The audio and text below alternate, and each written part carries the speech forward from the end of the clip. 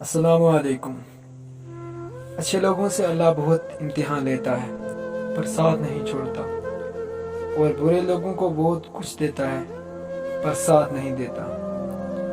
تنہا ہونا یہ نہیں ہوتا کہ آپ کے پاس کوئی نہیں، تنہا ہونا دراصل یہ ہوتا ہے کہ سب آپ کے پاس ہیں لیکن آپ کا کوئی نہیں ہے۔ یہ قدرت کا قانون ہے کہ جو انسان کسی کو استعمال کر کے اور اسے دھوکہ دے کر اپنی خوشیاں حاصل کرتا ہے، وہ کبھی نہ کبھی خود اس سے بھی زیادہ دوسروں کے ہاتھوں استعمال ہو کر زندگی میں دکھ سہتا ہے۔